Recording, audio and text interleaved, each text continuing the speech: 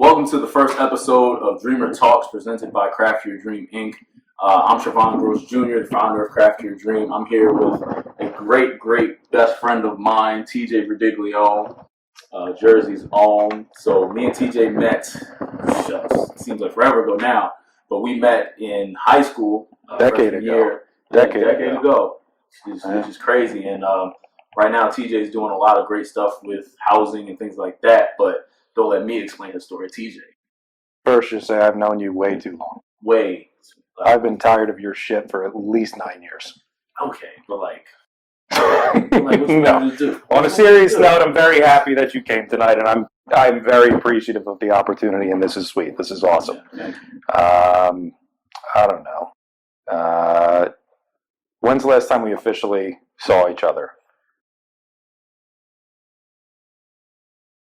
The last time from mall.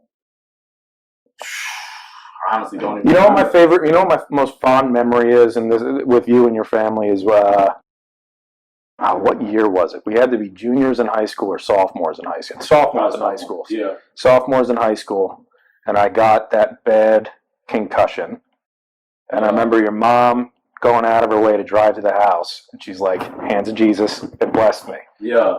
Yeah, that's her thing. That was that was fucking awesome. Yeah, bro, that's why when she called earlier, I was like, "Tell your mom I miss her. Tell her I love her." All that. Bro, that's my mom, bro. Anyone that knows her, that's her for sure. And you've always been a brother, and it's crazy that that's facts. Like you said, we met a decade ago, and lie you not, it's only been Christmas texts. For real. Yeah. It's funny though, because even though Christmas texts and all that crap, I mean, listen. It's the same thing every single time we see each other. Everybody says that shit all the time. They have these friends, they have those friends that they will see every once in a while, and nothing's different. Right. Nothing's different. Nothing's different. We're still climbing on each other. It's weird being in this position now that we've really grown, but like you said, the love is still there for sure. So. And now we have wine. Yeah. Now we got. You know what I mean? So look, T. So obviously, the last time that we really spoke, I remember that you transferred to RBC. Okay. Update me. Well, it's not the last time we spoke, but I can update you. For sure, but just what happened? You graduated from RBC. Yeah. What happened? Ooh. Because it seemed to me like out of nowhere we were just posting homes, and we'll get to that, but it does seem like out of nowhere. But it was 5 years building up to that. Right. So that's what a lot of people don't understand. A lot of people, because I've always kind of chosen to really operate underneath everything. Okay. And how do I word it? So let's start from the beginning then. When I transferred to RBC, it was because I didn't like the situation that I was in at the previous school, not to name names. But with that said, RBC was one of the greatest things that happened to me because the core people that I became friends with were some of the people that are most influential in my life, not just from their own perspectives, but from their own family's perspectives as well. Okay. There's so many hardworking people that I've come into contact with from being from that change, right? Yeah. So at RBC, my luck didn't pan out the way I thought it was. Okay. So I remember you remember us in high school. Grades to us came like nothing. Yeah, it was nothing. It was easy. We weren't really worried about the school. It was easy. About basketball, and that was basically it. And that was it. The transition with school for me when I went to RBC became even easier. Because not for nothing, the previous school that we were at was more difficult than RBC was. That's not a knock at RBC because it's a great education. But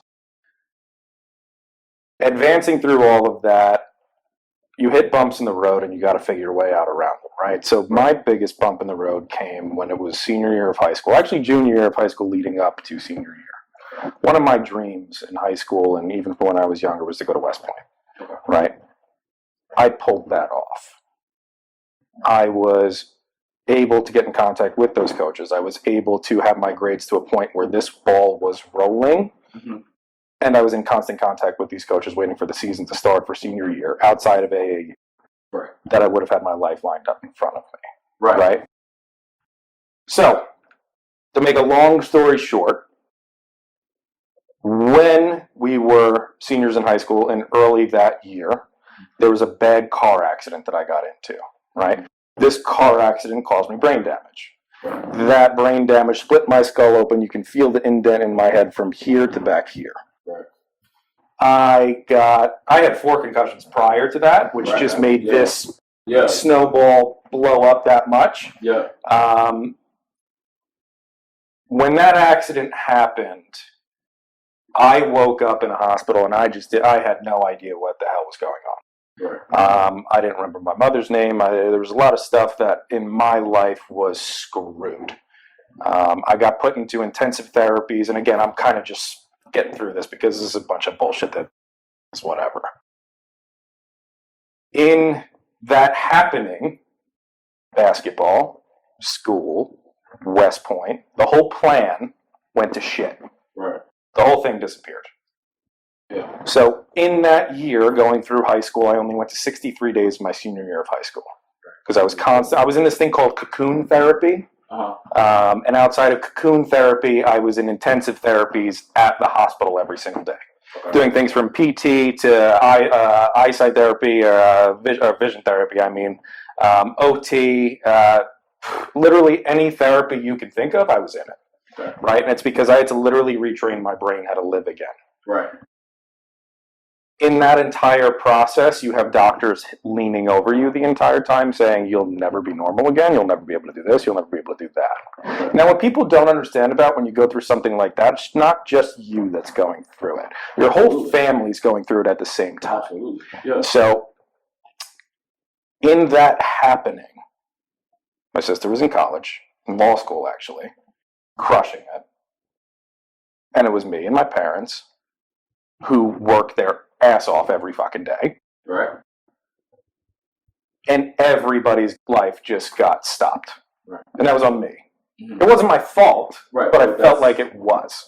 I'm not wording it the best way right now, but when that accident happened, life got put on hold. And I was never the person that could sit still in the first place. So when that happened, I literally went psychotic. There was moments of depression where I wanted to kill myself. There was shit. I did some crazy shit at that point in time. All shit that is not even meant to be talked about in this, but stuff that people that go through really a paradigm shift in your life, they get hit with and go through. Right? So, essentially, to make this, again, a long story short, when I was going through all of this, these doctors would tell me, you're never going to be the same. You're never going to work. You're never going to live this life. You're never going to be able to do this. You're never going to be able to do that. And this is coming from somebody who was this trained professional at the #1 hospital in the country, blah, blah, blah, all this bullshit. And I'm just this 18-year-old kid laying down there with a migraine so bad 24/7 that I can't open my eyes. So at that point in time, you think to yourself, it's like, holy shit, I'm done. I'm done. And brain injuries were something that people in science never caught up to yet. Because nobody in science is not advanced enough to understand what the actual damage done is. Right? So basically the treatments that I were getting were never ending. And I realized this when I became very close with my vision therapist. I had a group of vision therapists that were awesome. They became genuine friends of mine.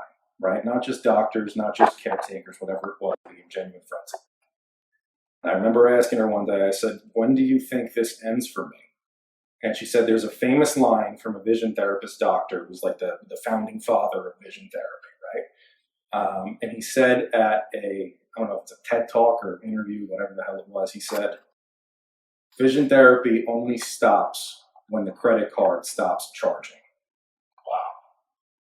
And I was like, huh?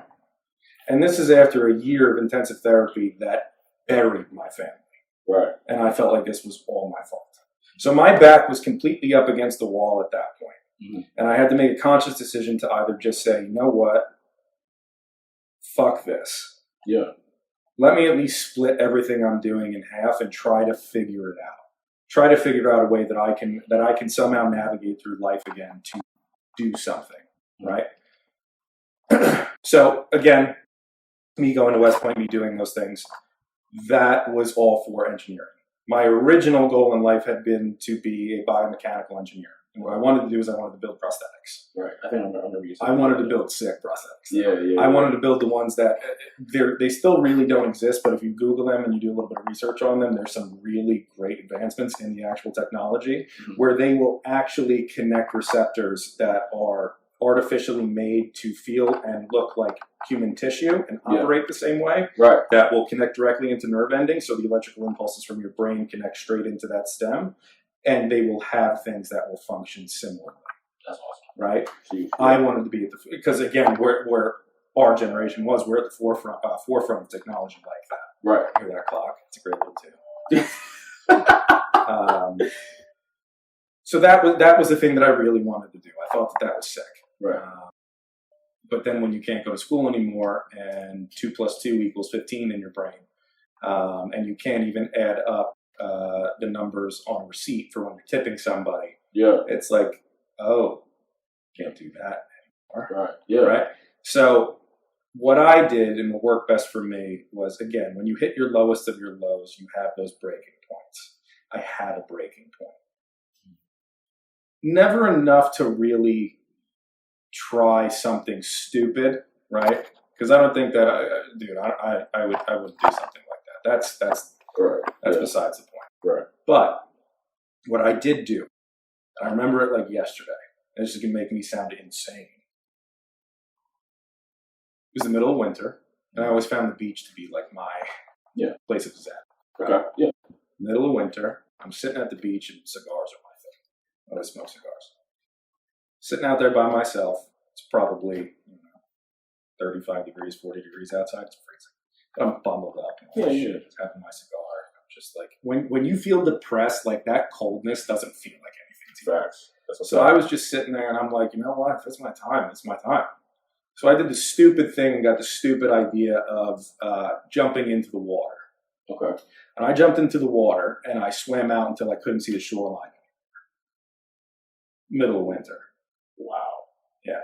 So again, this is stuff that, again, I'm just coming out and saying on this because this is, again, if it can help one person, it's worth it, right? Right. So in doing so, and I'm not condoning doing this because it's the stupidest thing I've ever done in my life. In doing this, I specifically remember turning on my back and just being like, I'm ready. But in that moment of me turning on my back, that's not the thought that popped in my head. The thought that popped in my head was that I was looking at the sky on a crystal clear night, seeing all these stars, all this crap. And that 2 seconds that I was on my back floating in the water right there felt like a fucking eternity. Right. And when that eternity happened, something just clicked in my brain that made me like fight or flight response, get up, swim the hell back. What the hell are you doing, you idiot? Grabbed all my clothes, sprinted to my car, blasted the heat. I pulled down the mirror in my car. My lips are blue, my face is blue, and I'm shivering like this. Right. And I don't remember doing anything besides starting to laugh. Starting to laugh? Starting to laugh. Okay. Why? Because I never felt more at peace in that moment, and I just realized that for some reason, that just happened, I did that, and I was still there. Okay. Right? That next day, I made a conscious decision to start making a battle plan. That night was like my epiphany. Right. Right? Again, it sounds fucking insane, but it was my epiphany. And I'm not saying people need to have an epiphany like that to do something like that. This was just kind of something that switched for me. Okay. That next day, I went to Brookdale, the community college over Right, there, yeah. right? Brookdale has these office spaces for study rooms that you can close the door, lock, and they're private rooms, basically. Yeah. I spent about 2 weeks every single day getting there at around 7 o'clock in the morning, right? I was 19 at the time. And basically what I did was there was a whiteboard that I drew a line in between and pros, cons. Things that I was good at and things of what I sucked at now. Weighing myself versus who I used to be and who I now am. Okay. So in doing that, you need to make sure that you're being brutally honest yourself in self-analyzation, right? Mm-hmm. Because a lot of people think that they like to self-analyze. No, really don't. A lot of people really don't. Exactly. Or at least they're not. They don't do it honestly. Right. They don't do it honestly. a good job at it. Facts. You need to be brutal with yourself. You have to make yourself come to tears. You need to be completely honest with yourself and admit, I want to be good at this, but I'm just not. Right. I did that for 2 weeks. Okay. And then I added up all those lists and the pros and cons. And basically what it came down to that I was still good at is that I could still talk, I could still walk, and that was really it. Right. And that was the level of confidence I had in myself at that time. Wow. So I knew that in that talking ability, right, that there was still some gift there. And again, that talking ability only came back after months of speech therapy. Mm-hmm. Had a bad stutter, all that crap. It was insane. There's these online things that you can plug your skills into. Right. And it'll spit back at you careers that you might be good at. Okay. And basically, one of the things that came up for me repeatedly was sales and politics. I was like, okay. Oh, wow. Yeah, politics. All right. Right. So in me doing that, I started looking at careers that I could be interested in that might facilitate that. Right. Now, here's where I also got lucky. Here's where I believe divine intervention starts to take place. At this same time, I started working at a high-end luxury gym in Morganville. It's called 𝐦𝐨𝐬𝐤𝐸. Shout out 𝐦𝐸𝐸. Great gym. This was a gym that was, like I said, high-end and surrounded by affluent areas. It was an expensive gym. It was a nice gym. For sure. And when you're doing this process with yourself, trying to figure things out, if you can understand the fact that networking becomes your greatest tool, you will go places. Absolutely. It's all about who you know. Exactly. So what I started to do is I would go to the gym at 5 a.m. every single day because I knew that the people that were going to the gym at 5 a.m. in the morning at 𝐸𝐸𝐸 were the CEOs, the top-tier attorneys, all those people that made it from the surrounding area. Right. So explain to me where like that want to get there early. You said you made a decision. Like you said, made a decision to go show up at the gym at 5 a.m. You made a decision to show up at Brookdale at 7 a.m. like every single day. Mm-hmm. Like, where did that sense of routine come from? Was that something that you saw? Was it something that, just like, I got to figure this out, so this is what I'm going to do? Like, where did that come from? Back up against the wall. Mm-hmm. Again, during this process, it's not like it was... I am super grateful for my family and their support throughout the entire thing that happened to me, right? But we were not the family that had billions of dollars in the bank that could just do this shit nonstop. Right. And my dad is probably the hardest worker I know in my life. I think I work hard. My dad puts me to fucking shame. Right. Truly grateful to be his son, right? When my back was up against the wall with me feeling like all that shit was my fault, even though it wasn't my fault. Right. You get a fire inside of you. And again, when I said that whole shit happened at the beach, that paradigm shift just sparked. Right. I didn't go to sleep the night that I did that. I immediately did exactly what I did the next day. Right. And I just stuck with it. Because I started realizing every single time that I woke up in the bed, you're staring at a ceiling the same exact way I did when I was in the hospital bed. Mm. So for me, it was like every single morning I got up, I was running away from the kid and the person that I did not want to be. I was running away from the fear that I had. Of laying back in that bed. Right. So the work ethic that I developed honestly came from fear. And it wasn't fear in the sense of a material thing. Mm-hmm. It was fear in the sense of not necessarily failure, but just going back. Yeah. Reverting in any way, shape, or form. Right. That type of fear. Here's what I'll say. You see a lot of motivational videos and shit like that on YouTube, right? And there's always these "What's Your Why" videos and all this shit. One of the coolest lessons I ever learned from those videos, because I was obsessed with them at one point, because again, you get that dopamine rush, you're off to the races. Right. Right.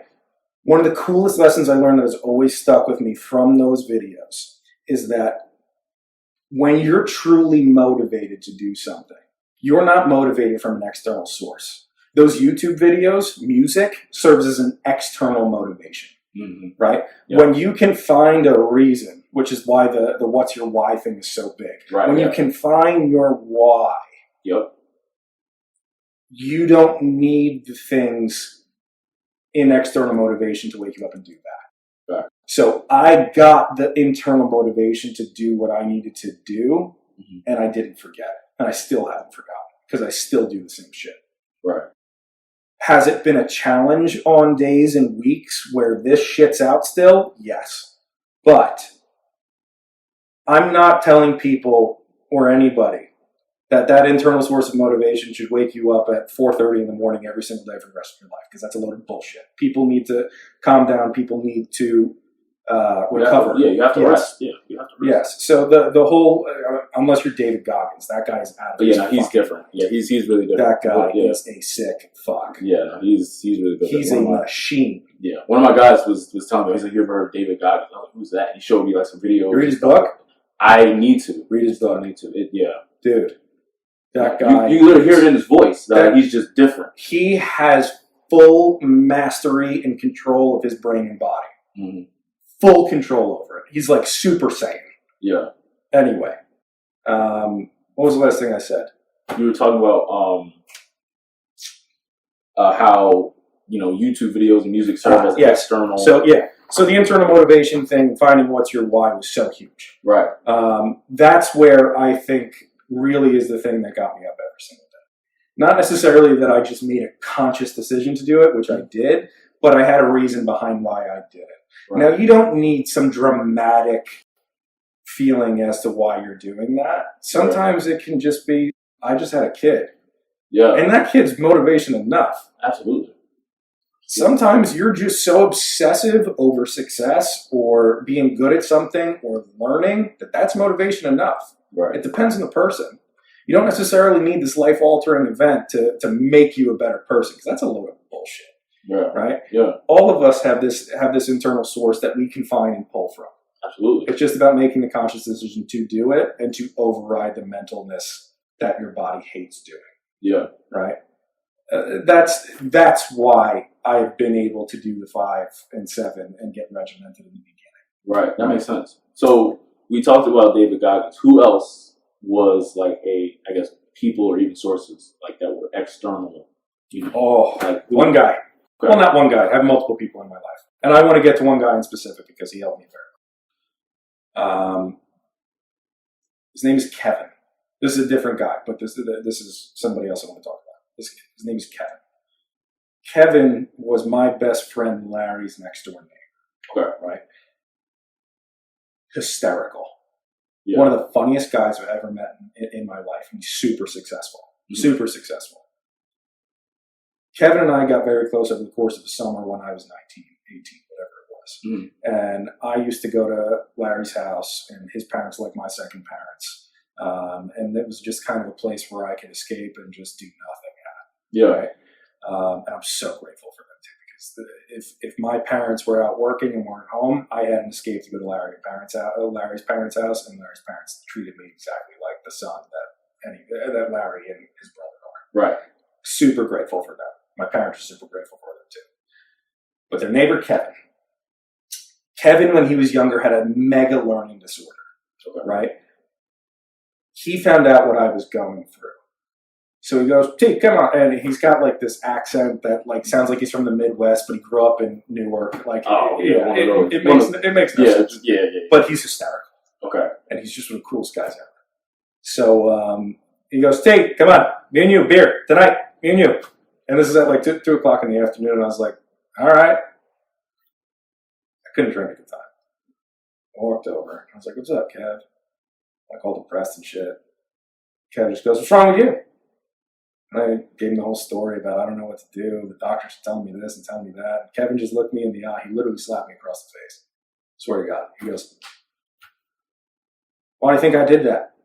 I was like, "What the fuck do you mean? Why do I think you did that? Why the fuck did you do that?" Right. Yeah, like what? And he goes, "All I hear is a bunch of fucking excuses." Wow. And he goes, "When I was your age, I couldn't read a sentence. And look at me, look at this house I'm in, all this shit." And he's beautiful. I can built it ground up. Oh yeah, that's beautiful house. That's different. Right? Yeah, different. And let me clarify, the slap was not like a bad slap. I mean, it was just like a little wake up thing. Yeah, right? yeah. Just had to clarify. And he allegedly, you drank it. Allegedly. So when he asked me that question, he started going off on a rant about excuses and this and that, how people in his life and shaped him and were against him and all this stuff, and everybody told him that he should go be a garbage man or he should go do this or go do that. Stuff that was just like, not what Kevin wanted to do. Right. For some reason, that whole conversation just was another thing that like clicked it. Smart, yeah. Smart. I've never forgotten it. And I've told him to his face, I said, your conversation that night changed my life. And it did. And it's something as simple as a 25-minute conversation. Yeah. Can change one person's life. Absolutely. So anyway, let me get back to the gym. Yeah, right. For sure. So when I'm in the gym and doing the whole 5 a.m. thing, we called ourselves the 5 a.m. crew. And it was me and all these old guys. Yeah. And we all just started hitting it off. And that's like how I was networking. But I didn't actually make a contact from any of them.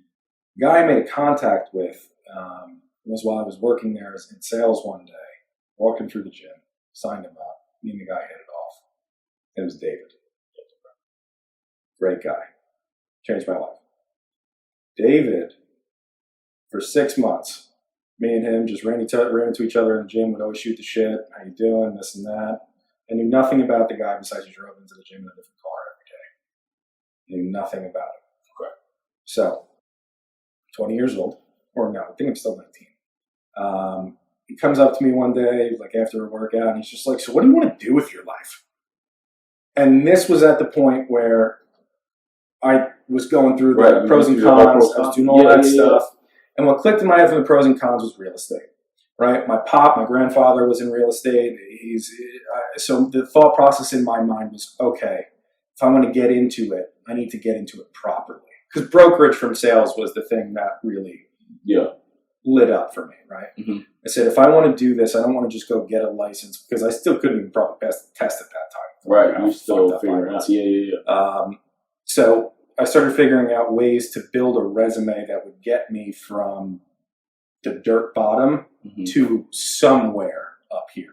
Okay. So I wasn't going in this blind. It wasn't like I got a real estate license and sat at a table. Somebody gave me a book and a phone and told me to call people. Right. Because it's a bitch getting started in the business. Mm-hmm. And I fully realized that right before I even fucking tried to do it. Okay. So this guy, David, asked me what I want to do with my life. And like I said, my pop had the buildings and stuff. Yeah. So I wanted to property manage him. I wanted to shadow his property managers. I say this to David, and I swear to God, he looked like the most concerned grandmother I've ever seen in my life. He goes, "You're not fucking doing that." Grabs my hand and goes, "You're not fucking doing that for property management." Swear to God, word for word, he goes, "You're not fucking doing that." Wow. Yeah, and I was like, "So what am I going to do? What am I supposed to do?" Yeah. He goes, "Here's my card. Meet me at that address tomorrow morning at 5 a.m. Again, back to the 5 a.m. shit. I'm trying to prep for it now. Yeah, I was like, you were ready. I didn't wake up tired that day. I shut the fuck up. I was ready to rock. Right? Yeah. And again, like I said, I knew nothing about this guy besides the fact that he just pulled up in a different car every day. Yeah. So, get to his office that day. He goes, "You're going to drive for me all day." I said, "Okay. My car, yours." "My car." "All right." Again, to make a long story short, this guy takes me around his entire day, and it turns out he's one of the biggest developers in Deal, New Jersey. Wow.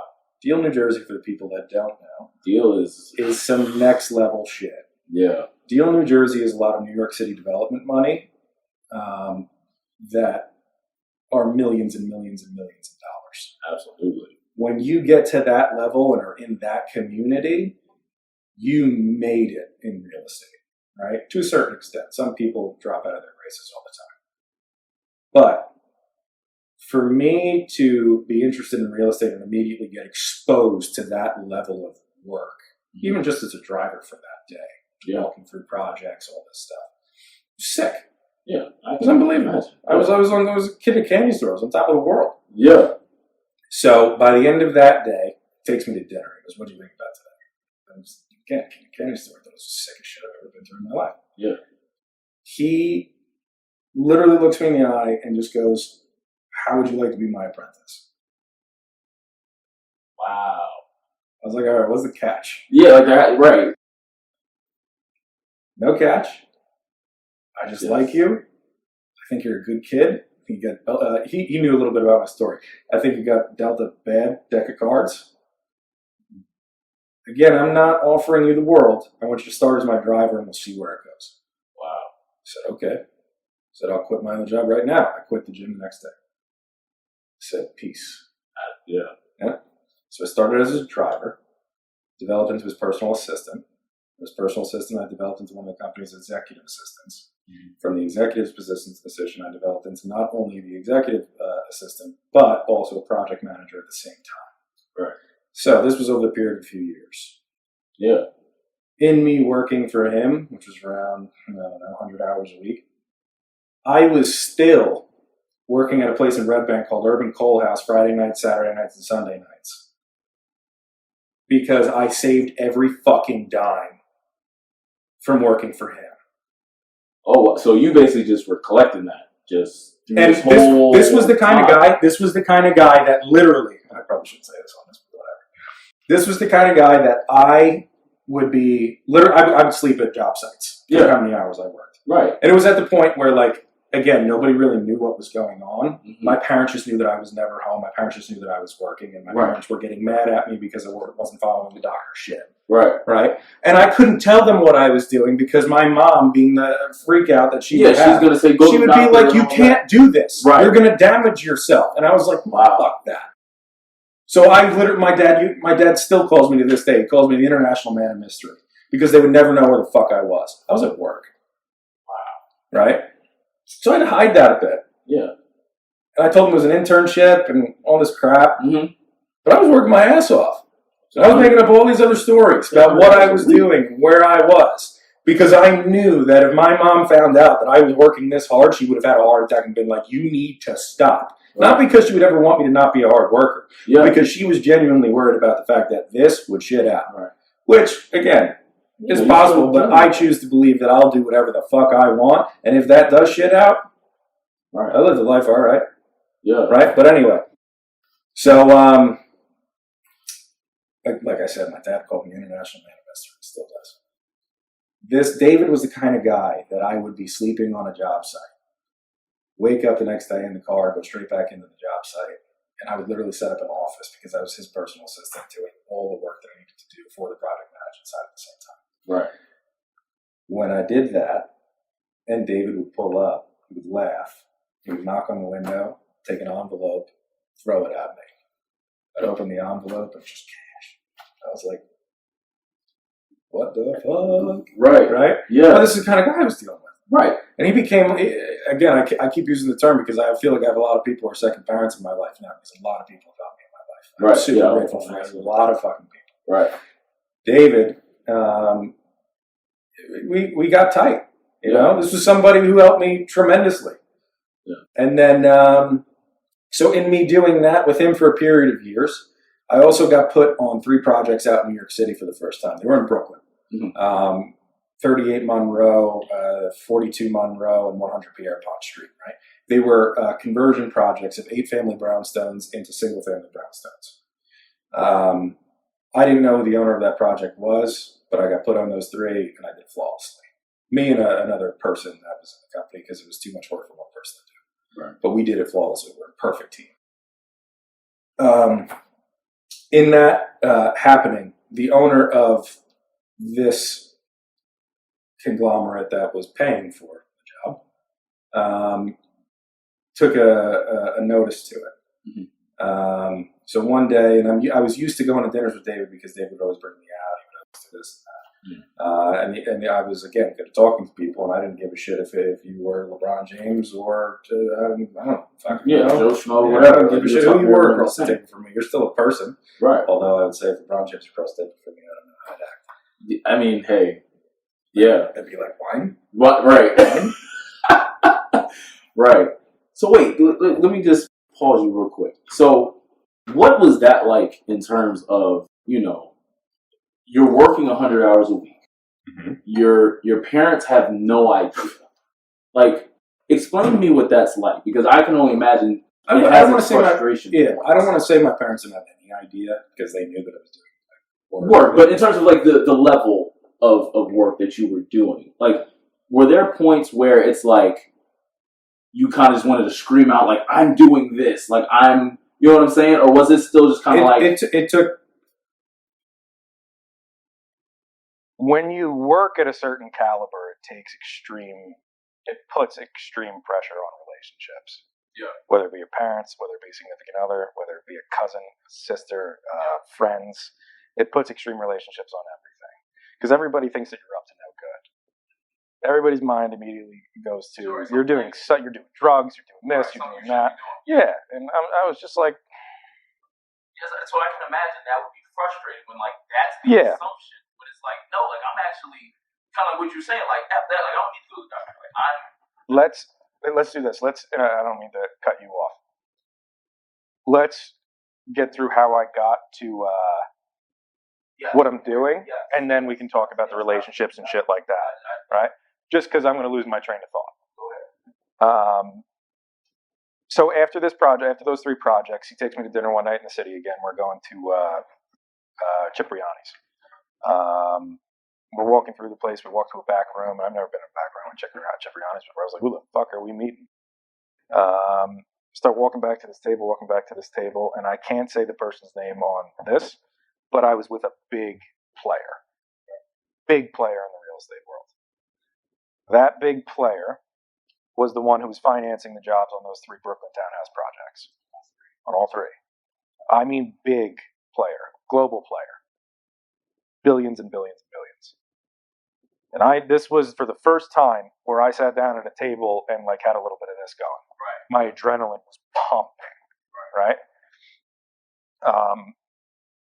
Nothing really took place conversation-wise. It was kind of us just shooting the shit, having a good dinner, and then by the end of that dinner, he brings up an opportunity. The opportunity was basically to intern for him for 6 months. I ended up only interning for 4. Basically, I was his personal assistant, one of 4 personal assistants. And he goes, I don't really need you, but I really appreciate what you did, and I really like what you did.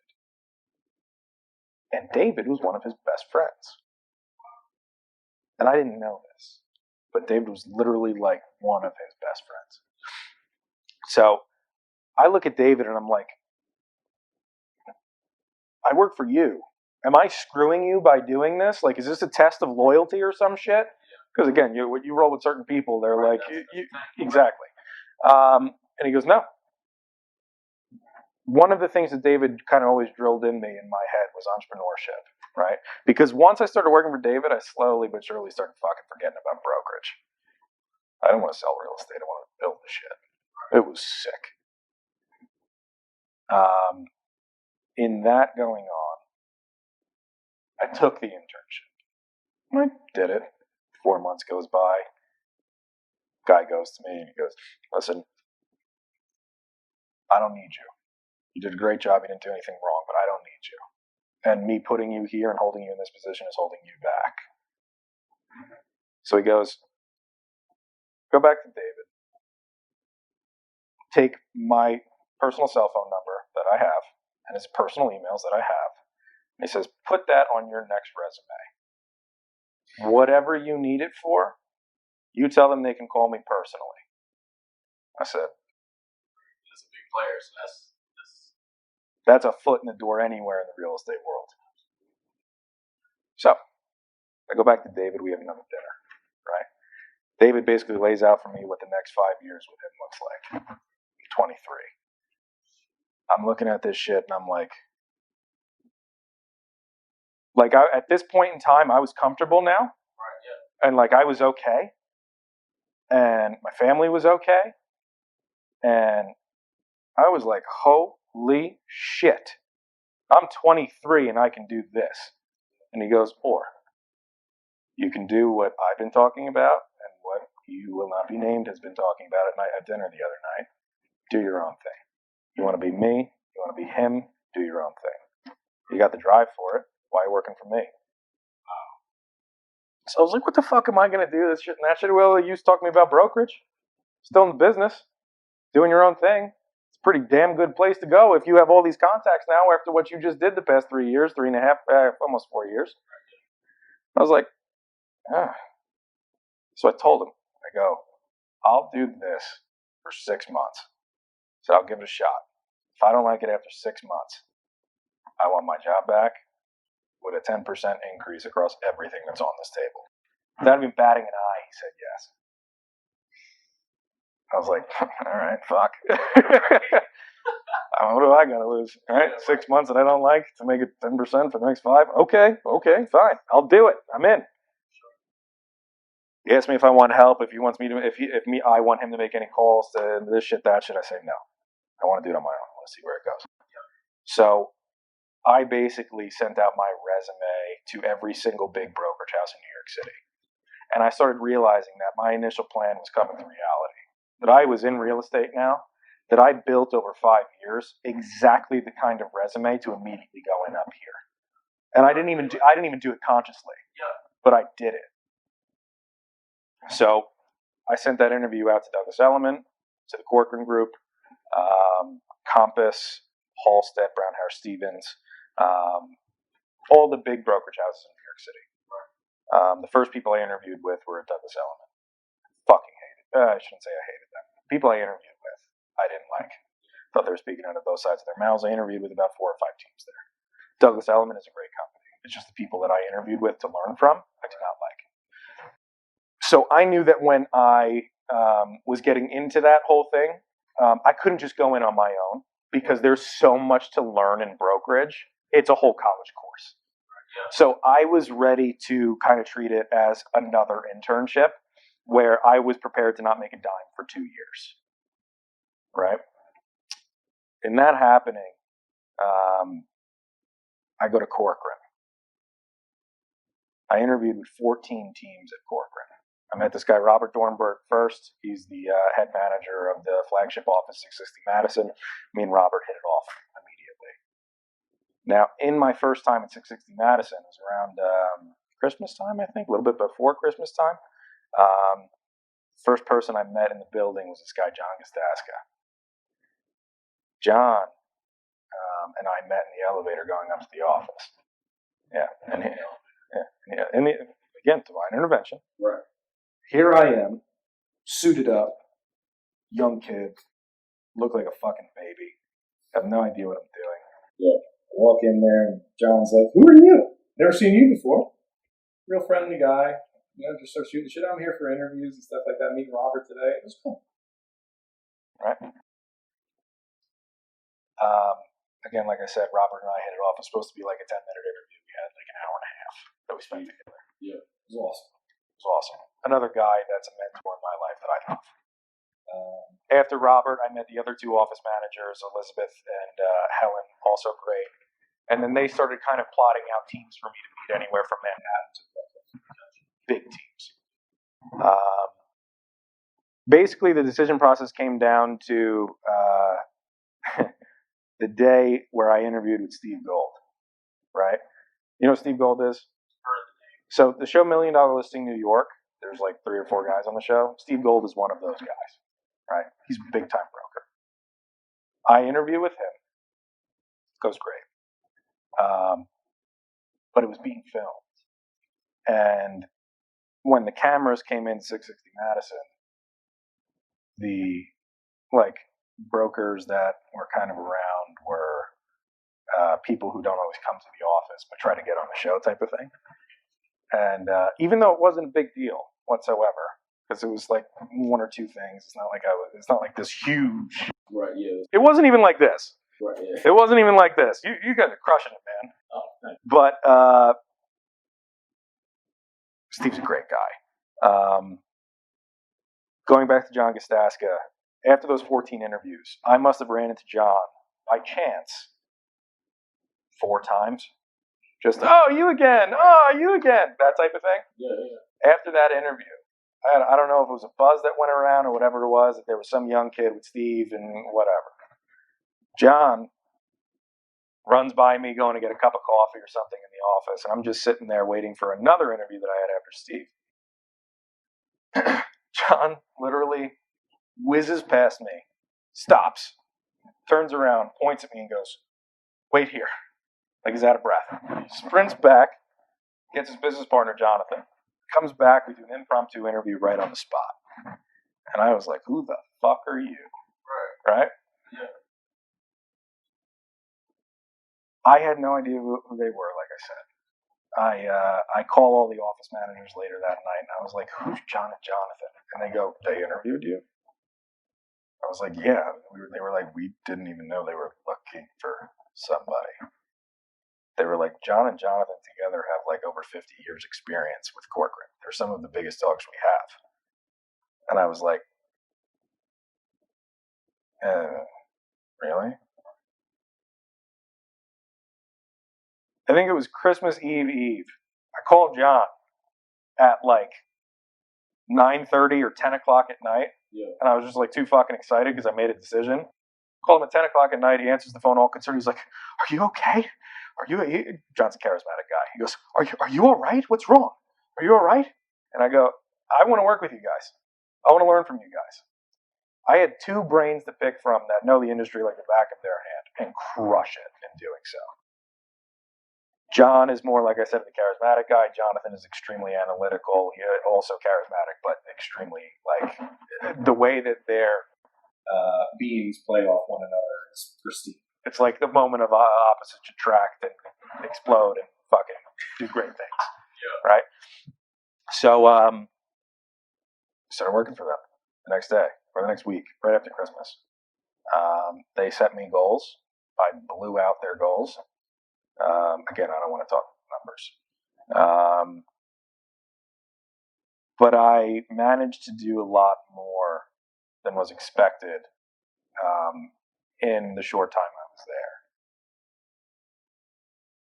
That first year was a true moment of reckoning for me where I realized I could do whatever the fuck I want if I just did it. I just put my mind to it. And that sounds corny and cliche, but it's true, dude. I was just like, I'm gonna do it. So then after that first year, I started thinking of expansion immediately. Right. I was like, I've always been the type of person to fly by the seat of my pants. So I was just like, fuck it. Started flipping houses. Then I went into Jersey, expanded my business into Jersey, which I'm here now. Already have a couple million in sales here. And not for nothing, but also needs a pulse in New Jersey. Expanded my business down to Florida, where I have a beautiful business partner named Suzanne. She's phenomenal. Anybody who needs a place in Florida, call me, because me and Suzanne will rock your world. And then amongst all of this also, as a 24-year-old, you will understand this because we kind of operate on the same wavelength. We're not partiers. We're not the people that go out to the bar every single weekend, even though I fucking used to be, God knows. I used to have a great time. I had alter egos. I was a good time. It was the time to. Exactly. But that lasted about 8 months. And then shut it off right away. Literally. That's how it worked. So again, it goes back to networking. It goes back to divine intervention where I become friends with all these new people. My current friend group right now, outside of like Larry, you, and my other friends like Frank Almo, again, people I love are my brothers. The people I hang out with on a daily basis, or I should say a weekly basis or a bi-weekly basis, given whatever time I have. I'm 24. My friend Evan, who is extremely successful also, great guy. He's 35, 36. I hope you're 36. Because you're old, bitch. You'll get that one. This guy Jerry at 55. I think Jerry's 55. Jerry's our hitman. Love Jerry. Alan Robinson, who's become another mentor in my life. He's in his, I think his 60s.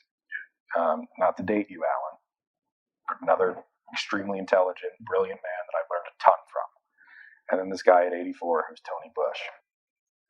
We literally hang out in Red Bank at least once a week, shooting the shit, talking about life experience, and learning from one another about generational differences. It has been, and Vinny Sortino and Mike Magliano, a couple people, whatever. I just don't want to leave anybody out on this because anybody who I have left out, I love you. I'm not forgetting. In me hanging out with a crowd like that, it has advanced me so far along in a maturity difference. And then you got to keep in mind, I mean, I go and I pitch some places that are, I'm pitching Fortune 500 CEOs. Right. So I'm sitting in there as a 24-year-old kid who somebody looks at with a fucking baby face, and they're like, "Who the fuck are you?" And I got to stand out something. Yeah. Right. Because again, if I don't have that level of maturity, if I can't sell myself properly to that clientele, I'll never get that business. So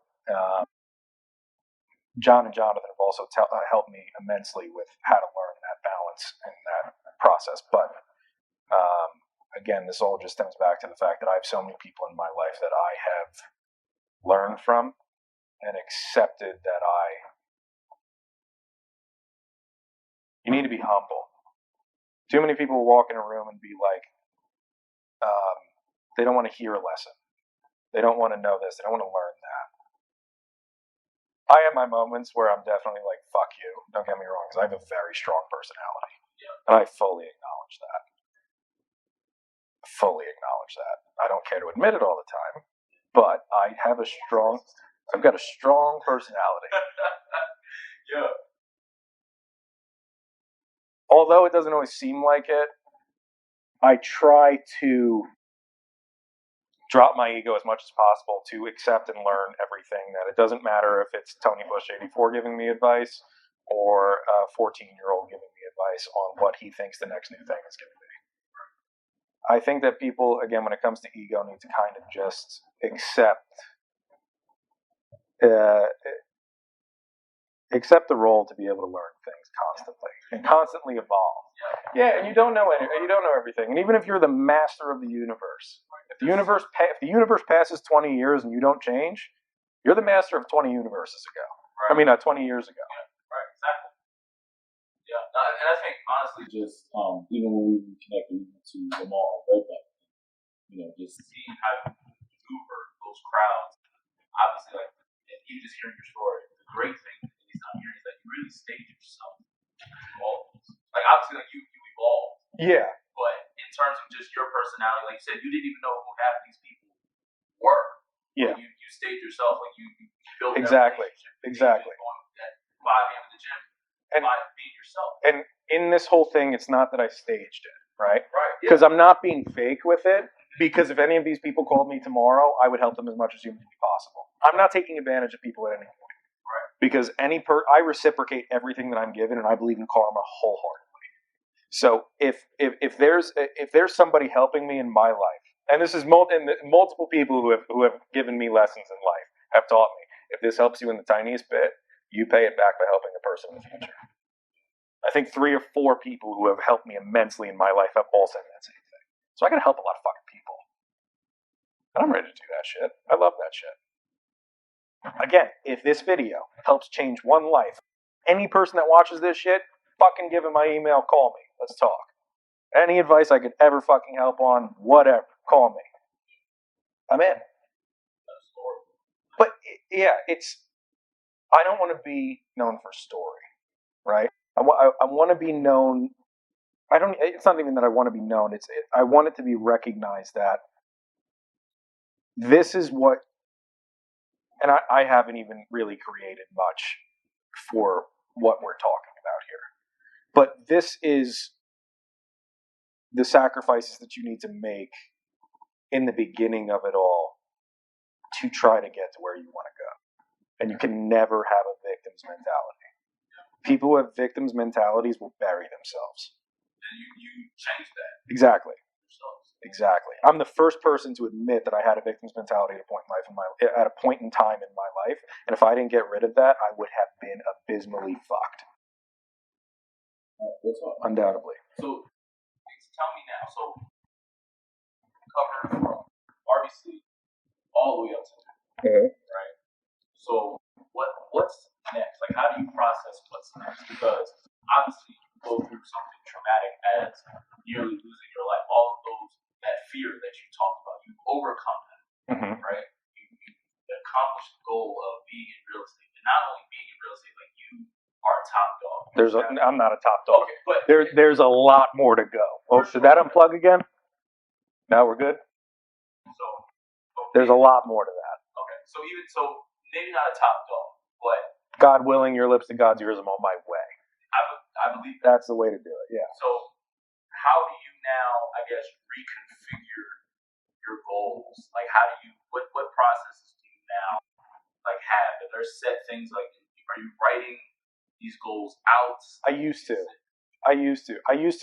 write goals out and because again, this whole writing goals out thing is something that these online gurus and shit will teach you. Personally, I think online gurus, I think they're all fucking full of shit. They all feed the same story, the same narrative. You want to learn from somebody, learn from actual life experience. It's the only way to do it. Just go put your head in the sand and start pushing forward. I was never really the type. Well, I shouldn't say I was never really the type, because I used to do that a couple years ago. I stopped doing that. I think that this is another thing where I'm not a good example of how to do these things, because again, that internal source of motivation that I have kind of just pushes me to do them. It's not like I have a goal here and I want to meet it by this time, but I know that, okay, I'm doing this. It just comes up to be an idea in my head. Why not do this? Yeah. And I don't pause in doing it. I just do. Yeah.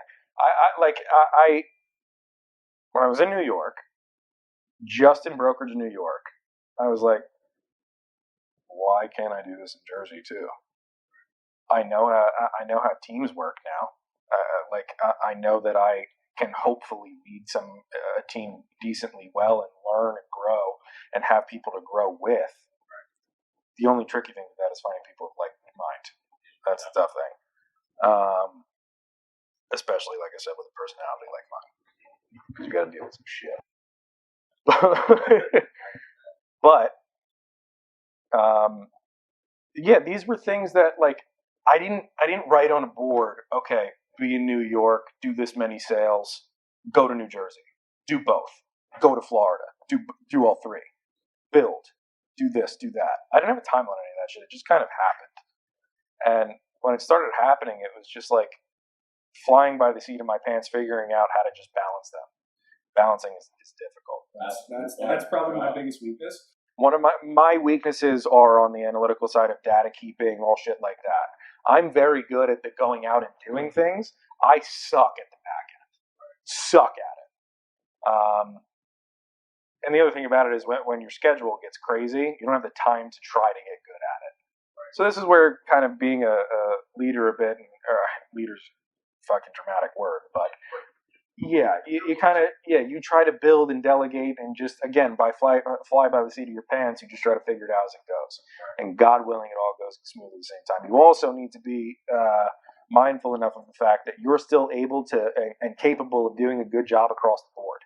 Because if you're doing a great job here and over here starts to falter, your ego here your reputation here stays good, but your reputation here shit. Right. And as soon as your reputation over here starts going down, you're fucked over here. Yeah. Exactly. So it's, again, sleepless nights. Because me avoiding my reputation from going down and becoming negative, it takes hours and hours and hours of hard work. For the moments that I'm not out at appointments, I'm up in the office doing shit like this. It's 11 o'clock at night. And again, this is not only fun for me, and this is a totally different thing, unrelated. Well, I shouldn't say it's unrelated to work, but it's just about going the extra mile to do things. You know? Yeah, absolutely. It's necessary. Exactly. Exactly. And it's not necessarily, like I said, it's not. This is necessarily a work thing, but this is one of those things where you approached me, and you're working on something that's going to become big. You want it to become big. I want it to become big for you. if there's any way that I could possibly fucking help, I'm there. I could totally be sleeping right now. I would love that shit. But I'm not going to be sleeping anyway. And it's not an excuse as to why I wouldn't do this, but it's just, again, going that extra mile for anything and everything. You know? Yeah. That's one thing that, in your telling me about your story, just your goals, and that everything is centered just around you. Like you really, Ken, you want some? Come on, Ken. Bring that thing over here. Yeah, Jimmy rigged this. Yeah. Good. Here we go. Don't cut that.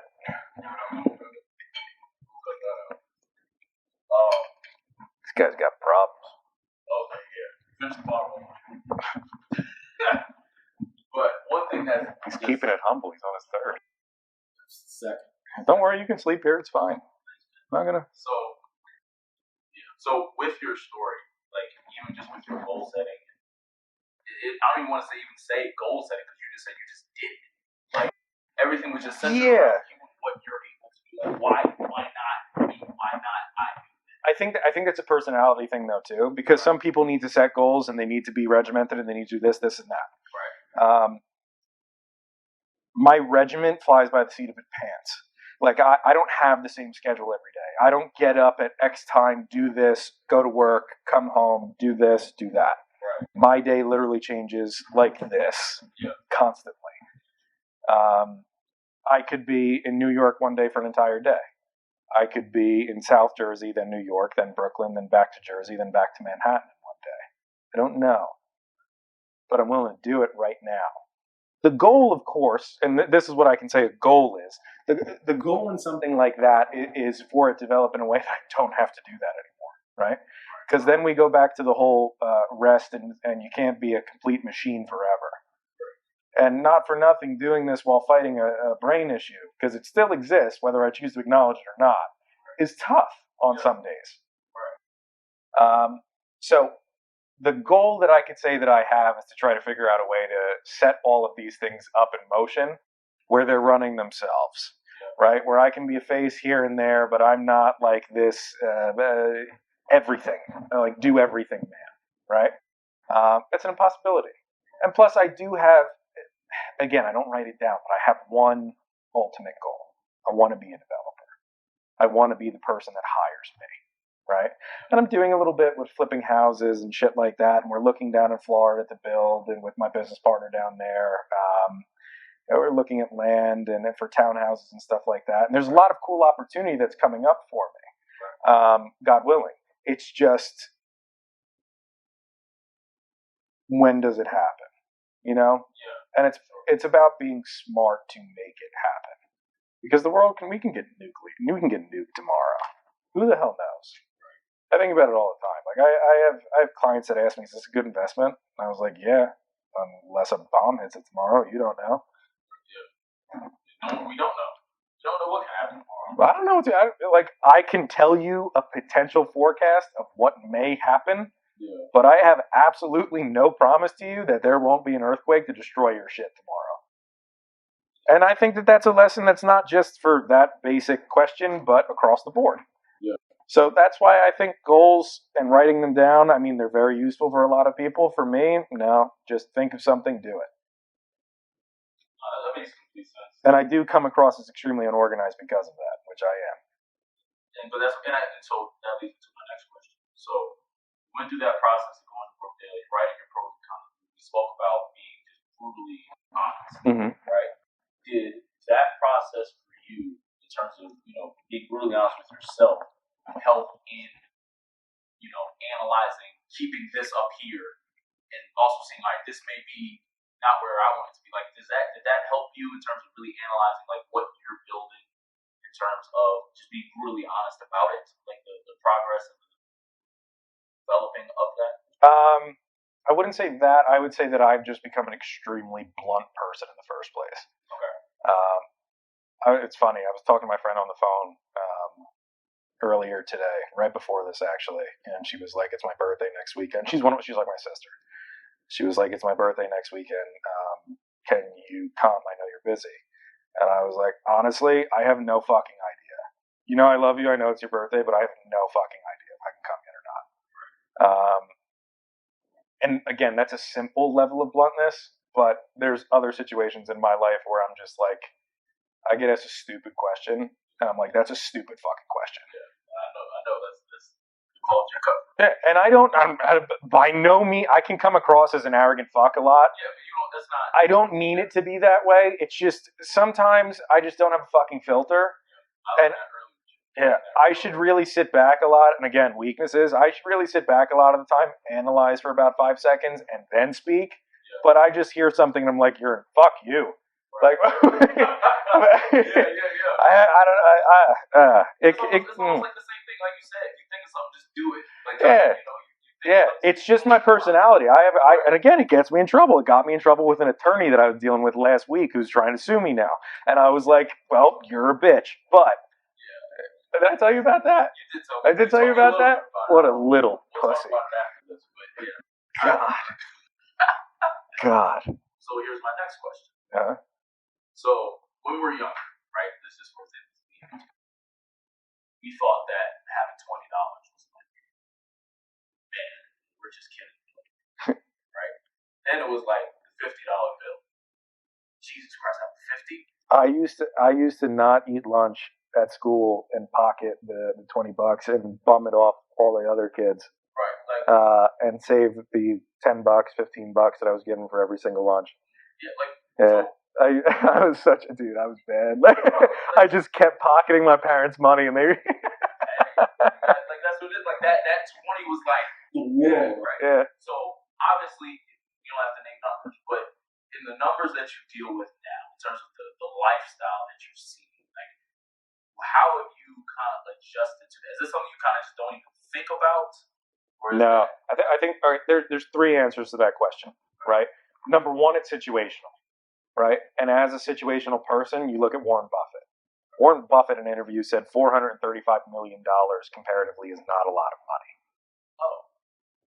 That guy's got problems. Yeah, I would like to have that. Exactly.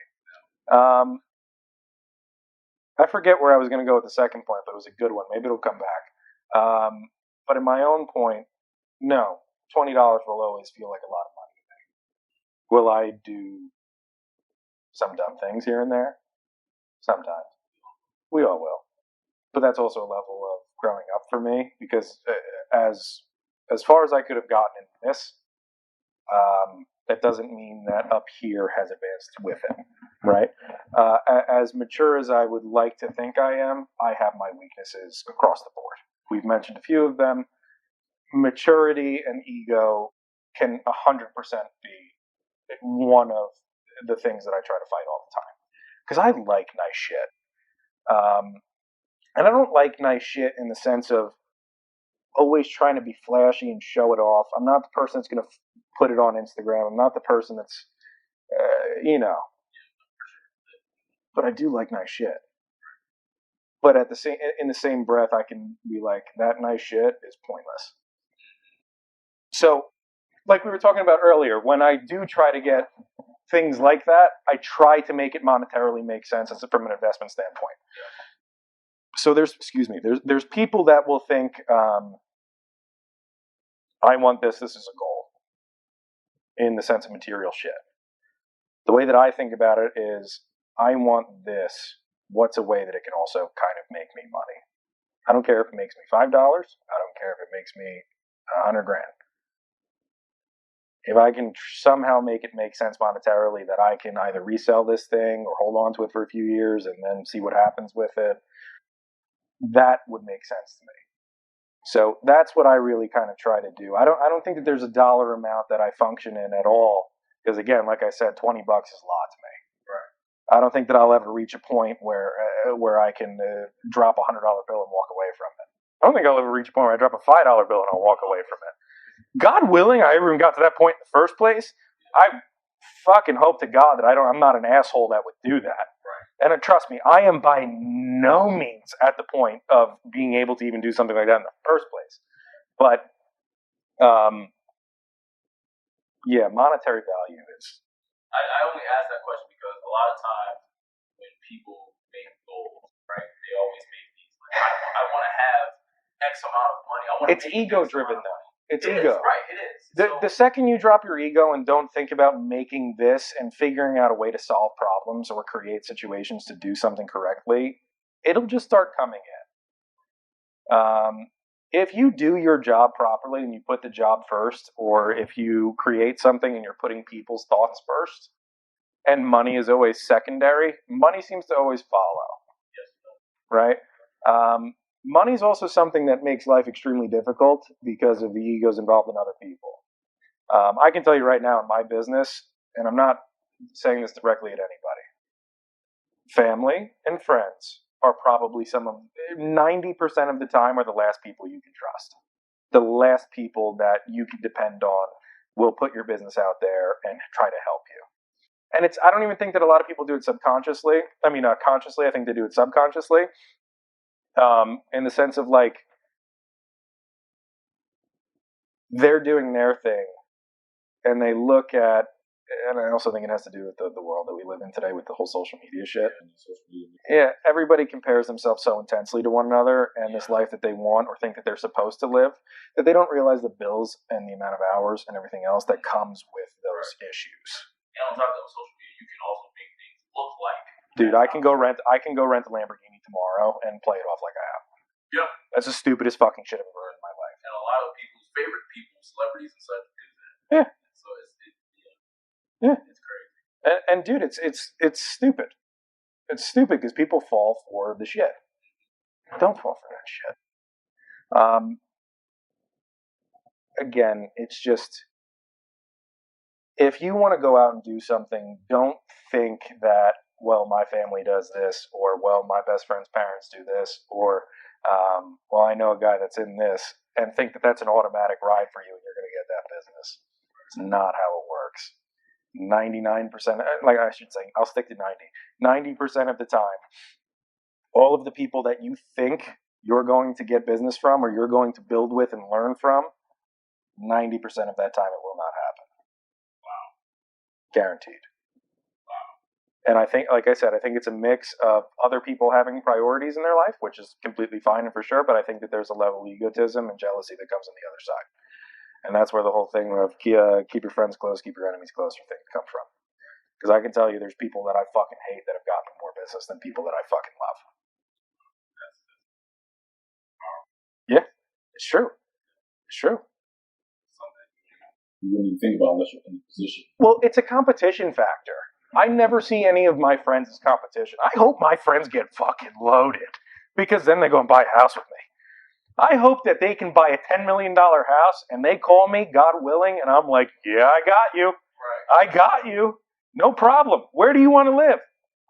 Okay, I'm in. Yeah. I hope my friends get filthy rich. I hope my friends become uber successful. I hope everybody in my life gets to this sense of value that either makes them happy, number one, or number two. Just, I don't care.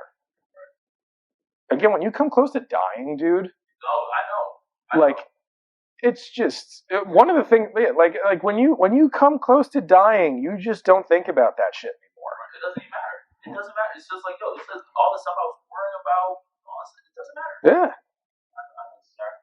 Yeah, and that we'll bring it back to your point of relationships from before, right? So when you're working at a certain level, relationships across all levels are tested.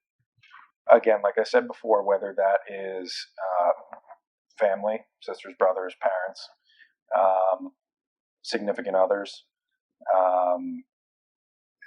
again, friends, all of it gets tested. My senior year of high school, I had a group of 8 friends who I considered brothers and thought that I would be friends with the rest of my life. Guess what that number's down to? And this is just talking RBC. Holy shit, you're right, too. Yeah. 2 or 3. 3. I'd give it 3. 2 impossible. I give it 3. From RBC specifically. The kids that I was with every fucking day of my life. Gotcha. Everybody else went off and did their own thing, whatever it was. And it's completely fine. Right. But everybody knows we're not as close as we were. you grow and you prosper, and things just start to change with people, and it's a shame, but noticing that and kind of just being okay with it is a level of maturity that I think a lot of people should try to get, or I shouldn't say should try to get. That's not the right word. Would be lucky to have. Too many people try to have all the friends in the world. Dude, you give me 5, the 5 of us will take over whatever the fuck we want. Because those 5, if you have 5 friends who are all on the same page, really dedicated and on the same fucking page, you move in a unit and you fucking spread out and crush shit. You have 20 friends that are all scattered all over the place, that are all talking shit behind each other's backs. All you do is hold each other back. I heard the saying, it's like, I'd rather have 5 lions with me as opposed to 100 sheep. So it's kind of speaking to what you're talking about. Yeah. As far as family and other shit goes, it's tough because it's tough. I'm trying to watch my words right now. As far as family goes, like I said, dude, I hid it from my parents. There were points where my dad and I's relationship was tested heavily. And it was, again, because he didn't trust anything that I was doing. And that's understandable. I look back on it, it's understandable. Love my dad to death. Kill for the guy. Take a bullet for the guy. I don't give a shit. We've grown and we've advanced now to a point where we get each other a bit more. But when you evolve and you kind of do or try to do the things that you really feel like you're meant to do, you get tunnel vision, where the emotional side of things goes, and it's not on purpose. It's really not on purpose. It's you just get so caught onto a goal and you get attached to something. Again, I use the word goal, but it's you get caught on that vision, and you love what you do, and you love how you feel when you even climb an inch higher in that vision on a day. And sure, there's a shit ton of bad days, but when you can kind of look at things from a macro perspective, the emotional side of things is heavy weighing. Having a significant other is extremely difficult when you have a certain vision, and it's almost unfair to them. And it's not because you don't love them. It's not because you don't want to give them the world. But it's just like, you might not be cut from the same cloth. You might not share the same vision. You might not be on the same wavelength of understanding what you're trying to do. So, you can love the shit out of somebody, but it just might not be right. And because of that, you can come across as a really big asshole. And it's not on purpose, and no matter how many times you try to explain it, it's not on purpose. It just happens. And they will argue with you that you just give this, you just give that, you need to do this, you need to do that. But you tell somebody to go and do something a little bit extra on a day where they just got yelled at by 15 fucking people for 16 hours straight. Yeah, it's not. It works. Doesn't work. And in a lot of people's minds, I can tell you from in my mind, part of the reason that I work so hard has always been because of my family. Because I want to give my family the best life anybody's ever had. And I have no idea if this is going to shit out when I'm 30, when I'm 40, when I'm 50, or if it might not shit out at all, right?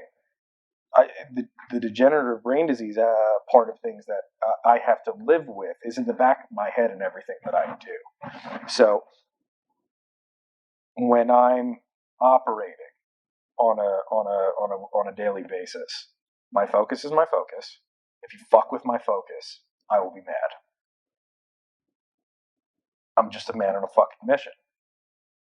Yeah, and again, it's you can't blame people for not understanding that. And it sometimes just comes to a point where you need to go your separate ways, or you need to take time apart. And this goes for significant others, direct family, whatever it is. I've had hiatuses from my family where I've completely separated for 3 weeks at a time. Haven't seen them, haven't talked to them. They would freak out about it. And I'm just like, listen, let me do what I got to do. They would freak the fuck out about it. And they would think, then again, international man of mystery. That's why my dad fucking calls me that. It's not that I do it on purpose. It's just that I'm so focused on one thing and I have a limited capacity to do so. That if you fuck with that focus and I lose it, I hate it. I just genuinely fucking hate it. So it's tough. It's tough. And again, you'll feel like it's you'll feel like you get guilted into all of it. Yes, absolutely. Yeah. There's a lot of guilt trips. There's a lot of pressure that gets played by other people around you. Listen, it sucks. Stay focused on your fucking goal and just do it. People 5 years from now that still stuck around will turn back and be like, I get it now. It's like, for me, I experienced that when, there's family vacations or family dinners and things like that. You're just like, I gotta go do this. Yeah. And it's like, it, but it's hard to even communicate.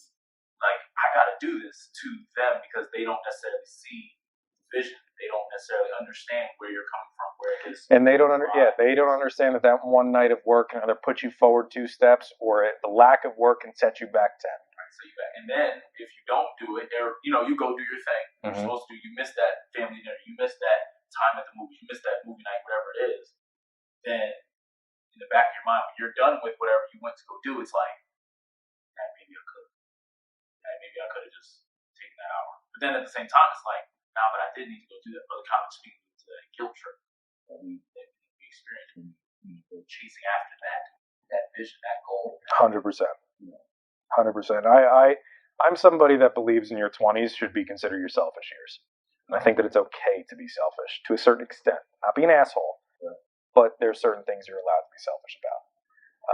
And again, I don't say that in a really super negative way. I just say that in the way of, listen, you stay 50% selfish on the right things in your 20s. That's 50% better in your 30s that you can chill a little bit more. I agree. Yeah, I've always, even when I was in college, my favorite college was like, work as hard as I possibly can during these 4 years, and I can chill the rest. Like, I think work, it applies to the 20s. Yeah. I put everything I've gotten into this into my 20s. I can chill for the rest of my life if I do the right things and go after that vision goal. But I can fucking guarantee you that you develop that kind of work ethic in your 20s. Once your 30s comes, and that was your whole plan in the first place, that goes to shit. You're like, what's the next thing? Right. Yeah. No, I believe it for sure. If you have a real work ethic and you have a real growth determination that you want to capitalize on and you want to keep going with, that's something that you just have. It doesn't go away. You don't just wake up one morning and be like, I did it. I'm good. I'll tell you a perfect example. My best friend Larry's parents. They again, salt of the earth, hard ass workers. Built one of the biggest. It's a paving company. They built one of the biggest paving companies in the Northeast of the United States from the back of a fucking pickup truck. They had nothing. They had less than nothing. Larry's dad literally started this company, and I don't know if I should say this or not, but they start. Well, no, I'm not going to say because I don't know if it's my place. Larry's dad started the company in the back of a fucking pickup truck. You look at what they do today. They are next level. And he's a perfect example. He built this paving company into this massive entity. As far as paving companies goes, did it. Yeah. What goes further than a paving company? Being the person that supplies the fucking asphalt to paving companies. Wow. That's next level shit. For sure. He put up an 8-year fight to get it done. 8 years. 8 years of somebody's life who didn't need to fucking do it. Right. Could have lived an extremely comfortable life doing exactly what he was continuing to do. And no differences would have been made. Not worrying about money. No. Like that. Could have taken 10 vacations a year, could have chilled, just watched over the fucking fort, all this shit. No, he still goes to work every day. He still operates all the machinery. Really? He's a badass motherfucker. That's different level. And in him and his desire to do things, he's so fucking humble. He doesn't have a fancy car. He doesn't have a nice watch. He wears ripped up jeans, t-shirts, and boots everywhere he goes. All he cares about is his family. But his family would be the first person to say, it was tough in the beginning because of the amount of time that he and his brother worked to build the business. But if you have the right support system around you that sticks with you and runs with you, bro, you build an empire. And dude, those are people that have had my back through everything. Dude, they're an example in life that you just like, it's against all odds. It's against all odds, and it doesn't matter what card you're dealt. Again, I can't say the specifics of their life because that would be ridiculous, and I would feel like a complete asshole. But the level of work that they've put into this life to create for their children, their children's children, Right now, their children's children's children's children. Yeah. They built such an empire. They'll all be good. They'll all be good. Still work. Right. I'm never going to retire. The day he retires, he dies. Seriously. Yeah. Oh, man, That's wow. crazy shit. It is. It is. And this has been fun. Fuck yeah. Honestly, I love been this fun. Definitely been trying to figure out a time and place and everything. Yeah, It's busy, totally. man. So I'm thankful, we were able to have this conversation, man. Really appreciate you taking time out of your busy schedule. As we know, this is a pleasure. But that's a wrap on episode 1 of Dreamer Talks. And stay tuned.